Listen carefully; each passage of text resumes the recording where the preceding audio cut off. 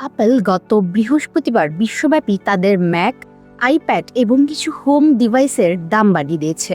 এই দাম বৃদ্ধি মেমোরি চিপ ও স্টোরেজের অভূতপূর্ব ঘাটতির কারণে বেড়ে যাওয়া খরচ পোষাতে করা হয়েছে এবং তা অনলাইন স্টোরে বৃহস্পতিবার থেকেই কার্যকর হয়েছে। দামের পরিবর্তন বেশ লক্ষণীয়। নতুন মডার্ন ম্যাকবুক নিও এখন $699 বিক্রি হচ্ছে, যা আগে ছিল $599।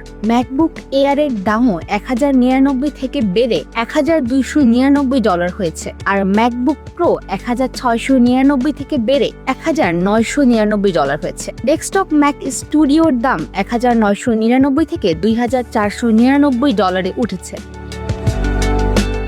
আইপ্যাড সিরিজেও একই চিত্র। আইপ্যাড এয়ারের দাম $599 থেকে $749 এবং আইপ্যাড প্রোর দাম $999 থেকে $1199 গিয়েছে। এই দাম বৃদ্ধির পেছনে রয়েছে এআই ডেটা সেন্টারের বিস্ফোরক চাহিদা। কাউন্টার পয়েন্টের গবেষণা পরিচালক তরুণ পাঠকের মতে, স্মার্টফোন DRAM এর দাম 50% এবং ন্যান্ড ফ্ল্যাশ স্টোরেজের দাম প্রায় 90% বেড়ে গেছে এক প্রান্তিকেই, এবং 2025 সালের চতুর্থ প্রান্তিকের পর থেকে মেমোরির দাম 4 গুণেরও বেশি বেড়েছে। ফলে কোম্পানিগুলোর জন্য আর দাম স্থির রাখা সম্ভব হচ্ছে না।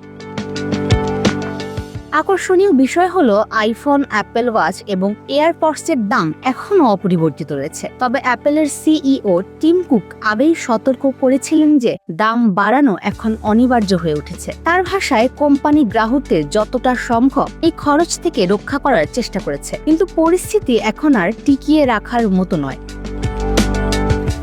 এই ঘটনা একা অ্যাপলেই সীমাবদ্ধ নয়। মাইক্রোসফটও এক্সবক্স কনসোলের দাম $100 থেকে $150 বাড়িয়ে দিচ্ছে এবং দামি $800 মডেলটি বন্ধ করে দিচ্ছে। এমনকি গেমিং কোম্পানি ভালভ এর নতুন স্টিম মেশিনও পরিকল্পনার চেয়ে বেশি দামে বাজারে এসেছে। বিশ্লেষকদের আশঙ্কা, এআই চালিত মেমোরি সংকট সহজে কমবে না। ফলে আগামী দিনে স্মার্টফোন, ল্যাপটপ ও গেমিং ডিভাইসের দাম আরও বাড়তে পারে।